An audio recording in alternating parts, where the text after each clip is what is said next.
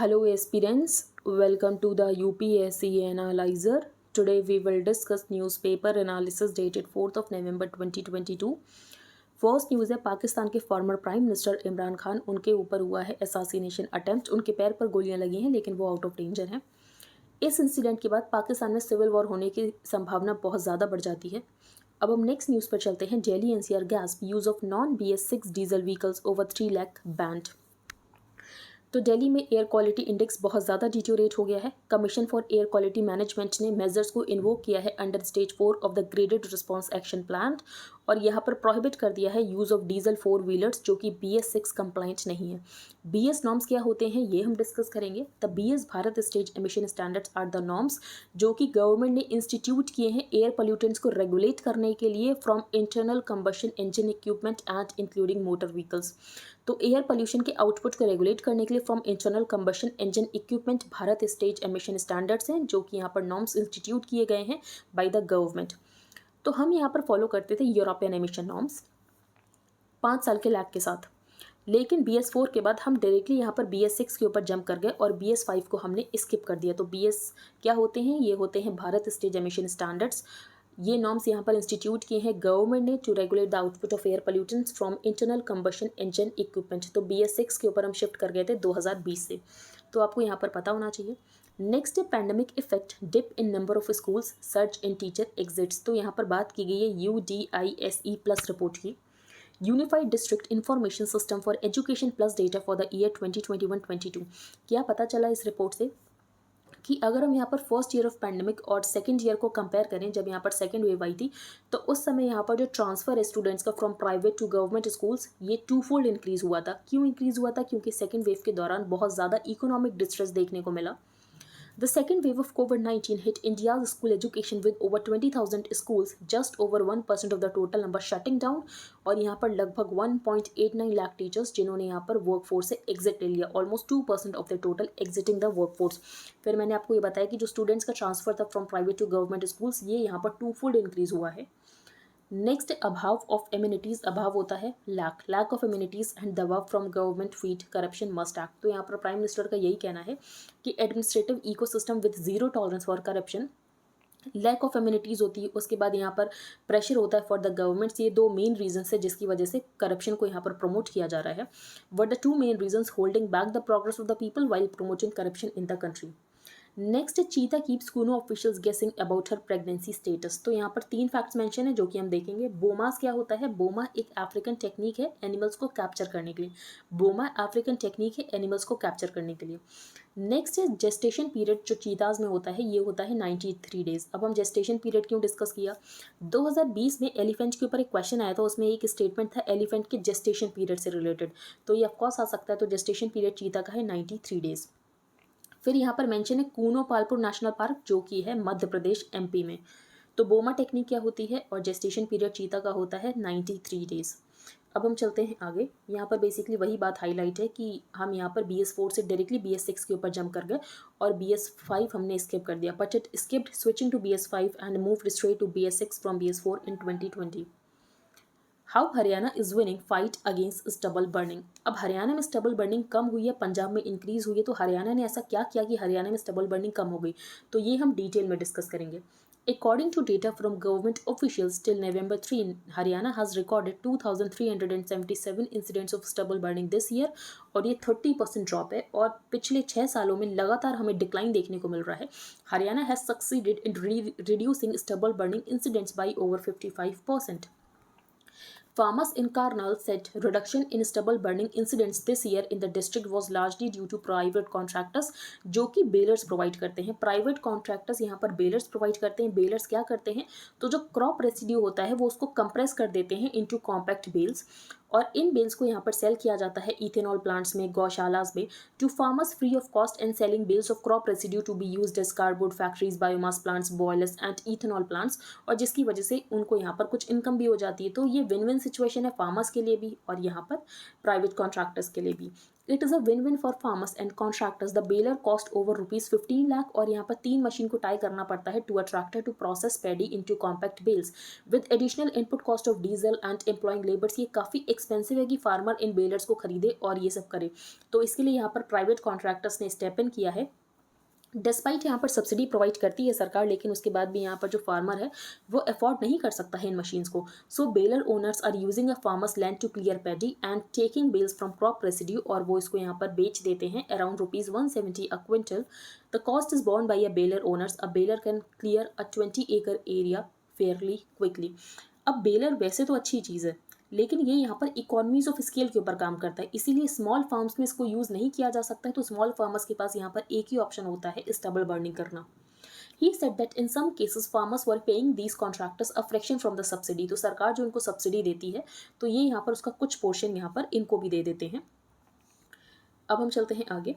सरकार यहाँ पर कैश रिवॉर्ड देती है, in situ ex situ crop management के लिए यहाँ पर सर्विसेज प्रोवाइड करती है। Government official set several farmers यहाँ पर हैप्पी सीडर मशीन्स को भी यूज़ कर रहे हैं, जिसमें कि यहाँ पर जो पेडी लेफ्ट ओवर्स हैं उसके साथ साथ यहाँ पर जो वीट है उसका भी सोइंग हो जाती है, which help in sowing wheat straight into paddy leftovers. An incentive of ₹1000 per acre is given by the state government to those जो यहाँ पर स्टबल को बर्न नहीं कर रहे हैं। ₹50 पर quintal incentive amount and subsidy on straw management equipment. और अगर ये जो फार्मर है, अगर इन बेल्स को फार्मर लेकर जाएगा इथेनॉल प्लांट तक, तो इसको यहाँ पर मिलेंगे ₹2000 का इंसेंटिव। और अगर यहाँ पर जो फार्मर है वो स्टबल को लेकर जाएगा गौशाला तक, तो यहाँ पर इंसेंटिव मिलेगा ₹1500 का।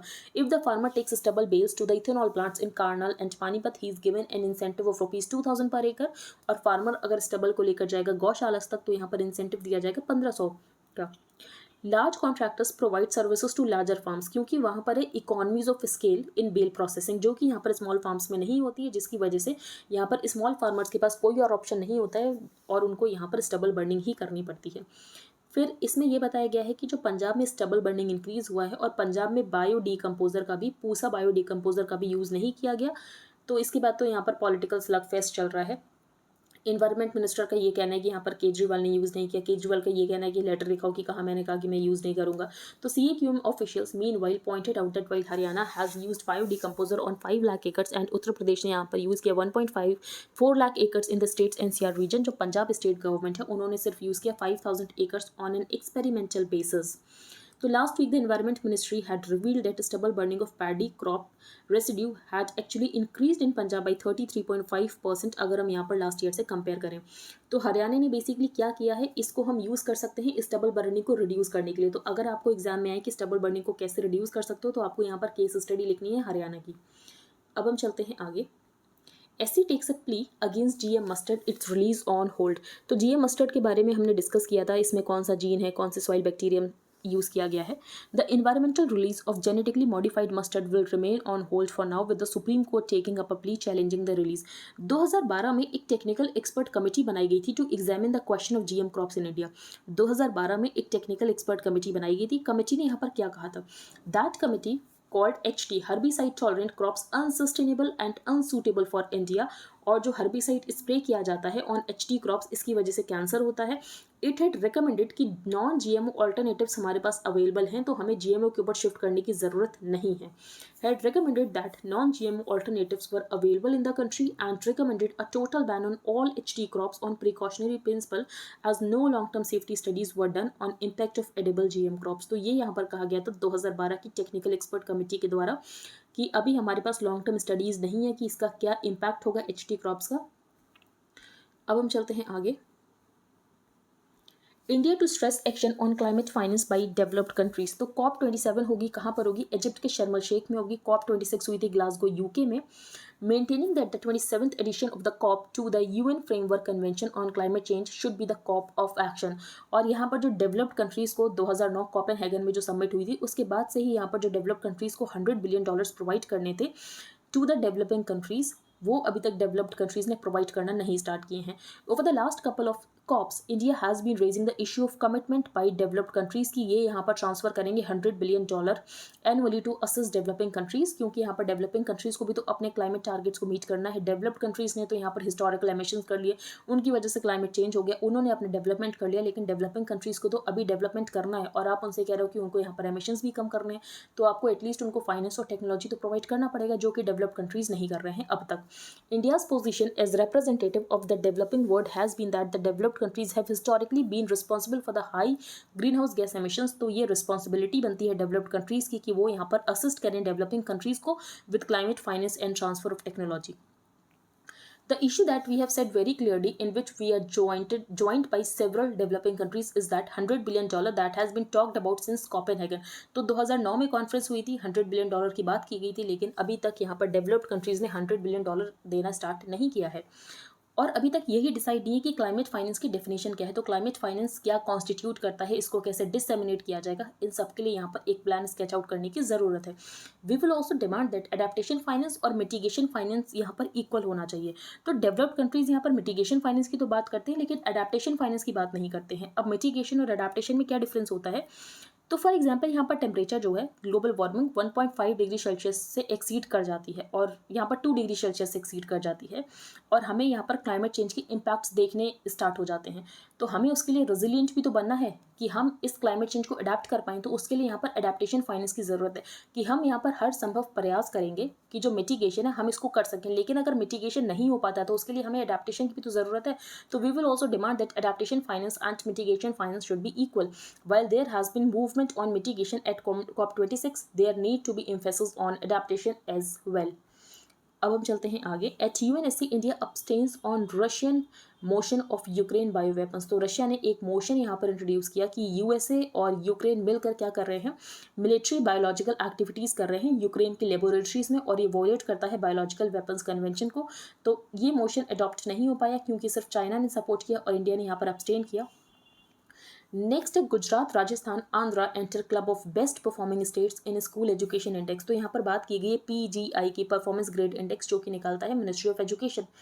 Kerala, Punjab, Maharashtra, Gujarat, Rajasthan, and Andhra Pradesh have emerged as the best performers in school education across indicators such as learning outcomes, equity, and infrastructure. तो PGI कौन निकालता है, ministry of education.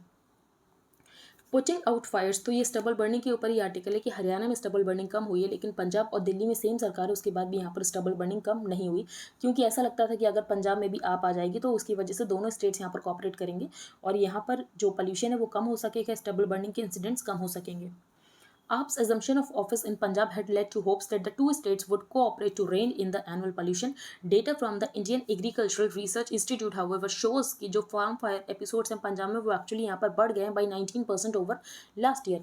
There is a ray of hope amid the gloom. Instances of crop residue burning कम हुए हैं हरियाणा में. हमने discuss किया हरियाणा में कैसे कम हुए हैं. This year the state witnessed a 30% reduction compare to last year, और पिछले 6 सालों में यहाँ पर 55% डिक्लाइन हुआ है स्टबल बर्निंग में.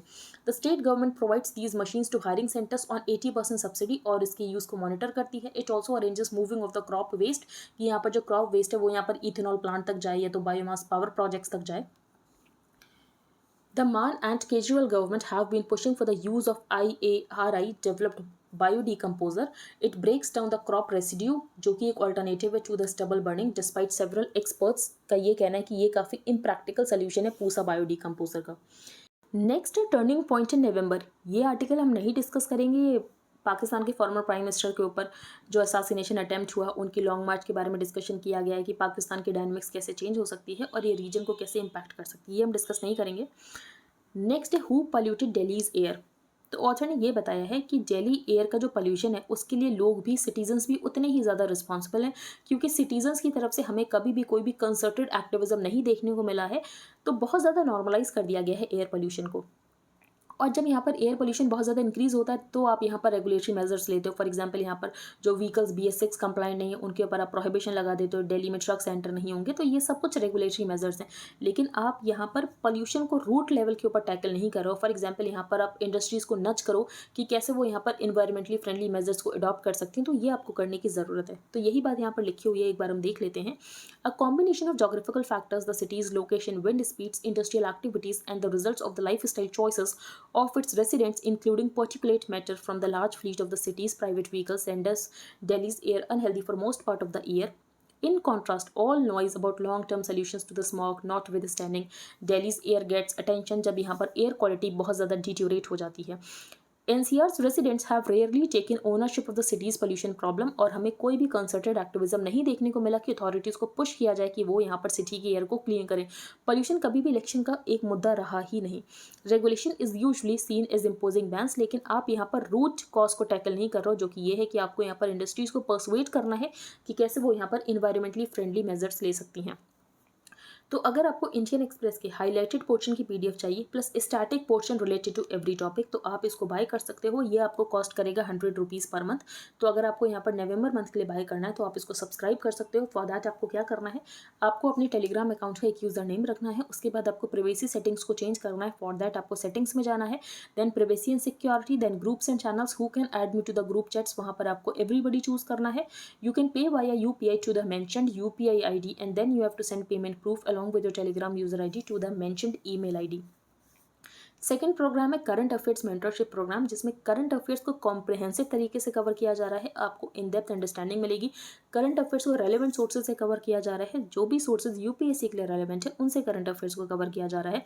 जो स्टैटिक पोर्शन करंट अफेयर्स से रिलेटेड होगा उसको भी डिटेल में डिस्कस किया जा रहा है और ये भी नवंबर मंथ के लिए स्टार्ट हो चुका है. तो अगर आप इंटरेस्टेड हो तो आप यहाँ पर CA मेंटरशिप प्रोग्राम को भी सब्सक्राइब कर सकते हो. इसके लिए आपको क्या करना है, प्राइस है इसका 2000 रुपीज़ पर मंथ और आप पेमेंट कर सकते हो via UPI to the mentioned UPI ID and you have to send your name, email ID, mobile number, proof of payment to the mentioned email ID.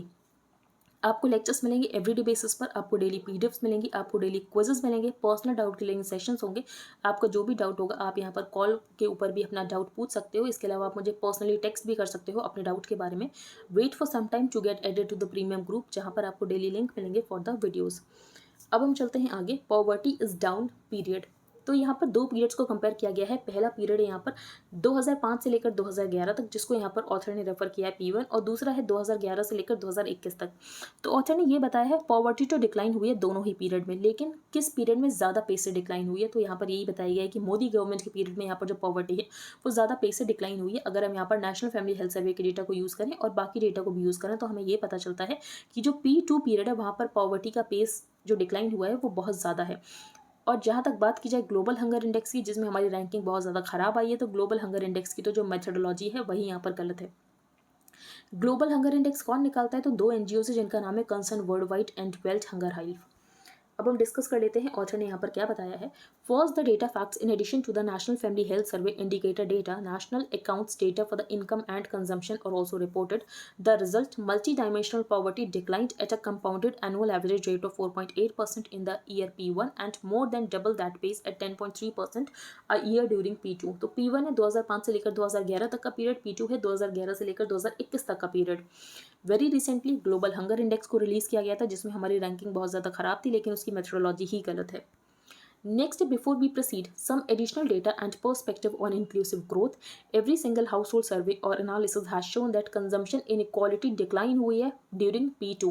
Consumption inequality decline हुई है during P2. इसका मतलब ये है कि inclusive growth हो रही है P2 पीरियड में. टेक एक्सेस टू टॉयलेट्स से यहाँ पर बात की गई है कि स्वच्छ भारत मिशन में यहाँ पर 110 मिलियन टॉयलेट्स को बनाया गया. उसके बाद यहाँ पर प्रधानमंत्री आवास योजना की बात की गई, उज्ज्वला योजना की बात की गई, तो स्कीम्स की बात की गई है. Affordable housing scheme, Awas Yojana, फिर यहाँ पर जल जीवन मिशन की बात की गई है. तो अगर सब कुछ यहाँ पर सही चलता है तो जल जीवन मिशन में यहाँ पर जो कवरेज है वो 100% हो जाएगी बाई 2024.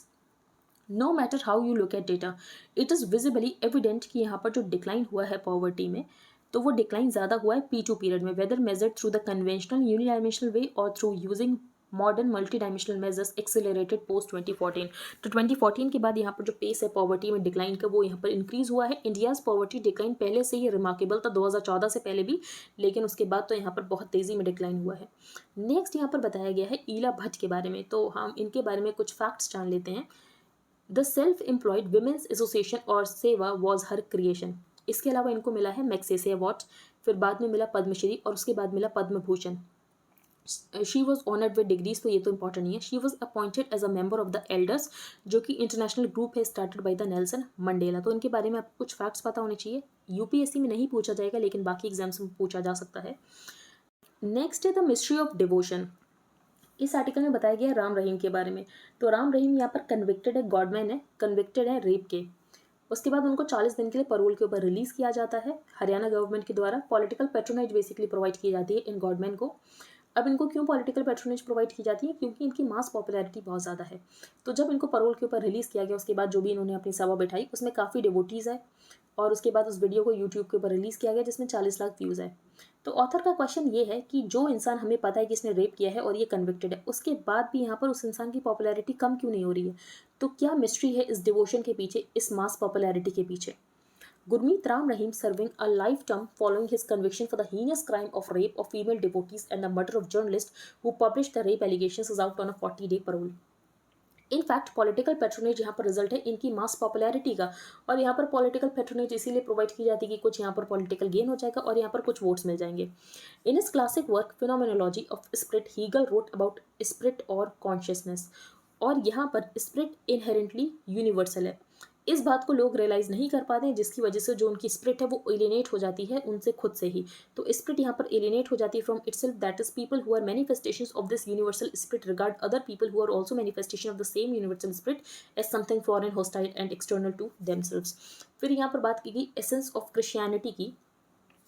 तो एसेंस ऑफ क्रिश्चियनिटी में ये बताया गया कि यहाँ पर ह्यूमन बींग्स ने एक आइडिया क्रिएट किया है गॉड का by externalising and projecting their own essential nature, जबकि यहाँ पर जो सबसे ज़्यादा हायर डिविनिटी है वो लोगों के अंदर ही होती है, लेकिन लोग इस बात को रियलाइज ही नहीं करते। But this Christian God now seem to have an independent existence from them. तो क्या करने की ज़रूरत है एज सोसाइटी एंड पॉलिटी? तो सबसे पहले तो ये जो लोग हैं इनकी यहाँ पर अकाउंटेबिलिटी इंश्योर करने की ज़रूरत है। As society and polity holding these godmen criminally accountable is of the utmost importance. लेकिन यहाँ पर क्रिमिनल जस्टिस सिस्टम इनफ नहीं है इस बात को एड्रेस करने के लिए कि इनकी मास पॉपुलैरिटी बहुत ज़्यादा है। For that we have to end the alienation of human beings from their inner divinity. तो लोगों को रियलाइज करने की ज़रूरत है जो इनर डिविनिटी वो उनके अंदर ही है, बेसिकली आप उसको एक्सटर्नलाइज क्यों कर रहे हो? Above all the constitution mandates की हमारी एक फंडामेंटल ड्यूटी कि हमें साइंटिफिक टेम्पर डेवलप करना है, और अगर आप एक बार साइंटिफिक टेम्पर डेवलप कर लोगे तो अपने आप ही जो आपका भरोसा है गवर्नमेंट के ऊपर से वो खत्म हो जाएगा। Above all as the constitution mandates we need to realise our fundamental duties as citizens to develop scientific temper, humanism and the spirit of inquiry and reform. अब हम चलते हैं आगे। यहाँ पर बात की गई दो वॉल्केनोस की, एक तो है Mauna Loa and the second is Kilauea. अब यहाँ पर ये जो माउना लोआ वोल्केनो है ये यहाँ पर हो सकता है एरप्ट, और ये है हवाई में। The ground is shaking and swelling at the Mauna Loa, the largest active volcano in the world, indicating ये कि एरप्ट हो सकता है। Mauna Loa is one of the 5 volcanoes that together make up the big island of Hawaii. Kilauea is known for a 2018 eruption, और जिसकी वजह से यहाँ पर 700 होम्स तबाह हो गए थे। तो ये जो है ये दोनों वोल्केनोज के आसपास ही हैं, ये बात यहाँ पर बताई गई है। नेक्स्ट यहाँ पर पॉपी लव इन अफगानिस्तान। तो जो तालिबान इतने टाइम तक सस्टेन कर पाया वो यहाँ पर सिर्फ ओपीएम की ट्रेड की वजह से ही सस्टेन कर पाया है। It's been described as the best cash transfer system. Grow poppy get money driven by the demand for heroin mostly in the west. Afghanistan poppy farmers have figured out कि broken country Afghanistan के पास यहाँ पर पैसा तो है नहीं, जॉब्स भी नहीं है, और जो डी फैक्टो गवर्नमेंट उसके पास ना कोई मनी है, तो पॉपी ही यहाँ पर एक सर्वाइवल गारंटी करती है। A new report by the United Nations Office on Drugs and Crime released earlier this week says that land under poppy cultivation Afghanistan में इंक्रीज हुआ है by 32% over the previous year। 80% जो word का opiate आता है वो आता है अफगानिस्तान से। Taliban opium and the economy. तो 1996 में जब यहाँ पर तालिबान पावर में आता है, in spite of their Islamic instincts against narcotics, the Taliban had realized the value of the poppy by the time जब ये यहाँ पर पहली बार पावर में आते हैं 1996 में। पॉलिटिकल कॉस्ट बैन की इसकी बहुत ज़्यादा है, क्योंकि इनको बहुत ज़्यादा यहाँ पर जो रेवेन्यू रियलाइजेशन होता था वो सिर्फ इनको ओपीएम से ही होता था। द 10% जाकत on OPM formally paid to the village mullahs was not directed to the Taliban treasury. उसके बाद ये इनको 10% जाकत और मिलती थी ट्रैफिकर्स के ऊपर लेवाई करके, तो जिसकी वजह से इनको अच्छा खासा रेवेन्यू रियलाइजेशन हो जाता था। As a labour intensive crop poppy यहाँ पर ग्रेट सोर्स ऑफ एम्प्लॉयमेंट है रूरल अफगानिस्तान में, क्योंकि कोई जॉब्स तो है नहीं, तो बेसिकली यहाँ पर पॉपी का ही वो लोग कल्टिवेशन करते हैं। By the time the Biden administration completed the US pullout, the Taliban's coffers had swelled up with that year's opium money. A report in 2020 said that Taliban's के जो profit है illicit drug trade से, illegal mining से और export से, तो ये थे 1.6 बिलियन डॉलर, और यहाँ पर जो 416 मिलियन डॉलर थे ये सिर्फ यहाँ पर ड्रग ट्रेड से थे। History on loop with the Taliban back in power. Afghanistan situation यहाँ पर 1990s की तरह ही है। कोई भी यहाँ पर अफगानिस्तान की गवर्नमेंट को तालिबान को रिकॉग्नाइज नहीं कर रहा है, इंटरनेशनली आउटकास्ट कर दिया गया है तालिबान को, कोई भी ग्लोबल फंडिंग यहाँ पर नहीं है उनके पास। They are scrambling to raise money by levying taxes as humanitarian aid keeps Afghanistan going. Against this background, opiates are now a crucial pillar of Afghanistan economy. तो यहाँ पर वापस से ओपीएम का कल्टीवेशन इंक्रीज किया जाएगा, ओपीएम का trade increase किया जाएगा. रशिया और अफगानिस्तान के जो सेंट्रल एशियन नेबर्स हैं उनके लिए ड्रग्स सबसे ज़्यादा कंसर्न है. उनके लिए यहाँ पर फंडामेंटलिज्म, रेडिकलाइजेशन, एक्सट्रीमिज्म ये कंसर्न नहीं है, सबसे ज़्यादा कंसर्न है यहाँ पर ड्रग ट्रेड का. India has voiced concerns about it from time to time at the SCO security meetings. The threat of terrorism and drug trafficking from Afghanistan are discussed as interrelated threats to regional and global security. तो यहाँ पर सिर्फ article में इतनी सी बात है कि OPM trade यहाँ पर अफगानिस्तान करता है क्योंकि इसकी वजह से ही उनको यहाँ पर रेवेन्यू रियलाइजेशन होता है. नेक्स्ट यहाँ पर बात की गई है लाइका की. तो लाइका यहाँ पर डॉग है. ऑन November 3, 1957 सोवियत यूनियन ने लॉन्च किया था स्पुतनिक 2 एंड मेड हिस्ट्री क्योंकि इसने यहाँ पर कैरी किया था first ever living creature that orbited earth. लेकिन यहाँ पर इसकी 1 वे ट्रिप थी और लाइका की यहाँ पर डेथ हो जाती है. अ डॉग नेम्ड लाइका. तो लाइका यहाँ पर डॉग का नाम है. बहुत पुरानी न्यूज़ है तो ये बेसिकली पूछी तो नहीं जाएगी. फिर यहाँ पर ये बताया गया कि ये यहाँ पर पहला डॉग नहीं था, इससे पहले भी यहाँ पर 2 डॉग थे. लेकिन ये जो डॉग्स थे इन्होंने यहाँ पर सिर्फ सब ऑर्बिटल लॉन्चेस के लिए इनको यूज़ किया गया था. और यहाँ पर जो लाइका है इसको यहाँ पर स्पुतनिक 2 में लेकर गया था और इसने यहाँ पर ऑर्बिट किया था अर्थ को. तो बस यही यहाँ पर इतना सही फैक्ट है. अब यहाँ पर क्यों ये डॉग्स मंकीज़ को यूज़ किया जाता है, क्योंकि अगर यहाँ पर ह्यूमंस को ही सबसे पहले यूज़ कर लेंगे तो ह्यूमन लाइफ में लॉसेस बहुत ज़्यादा हो सकते हैं. तो इससे अच्छा ये है कि यहाँ पर एनिमल्स की लाइफ चले जाने दो. Next, Lapid कंसीड्स in Israel paves way for Netanyahu returns. तो यहाँ पर इजराइल के नए प्राइम मिनिस्टर, तो बेसिकली फॉर्मर प्राइम मिनिस्टर भी हैं, बेंजामिन नेतन्याहू. और यहाँ पर जो लैपिड हैं उनको यहाँ पर मिली हैं कितनी सीट्स, यहाँ पर मेंशन है 51 सीट्स और इनको यहाँ पर मिली हैं 64 सीट्स. इजराइल की पार्लियामेंट को कहते हैं नेसेट. इजराइल की पार्लियामेंट को कहते हैं नेसेट, KNESSET. अब हम चलते हैं आगे.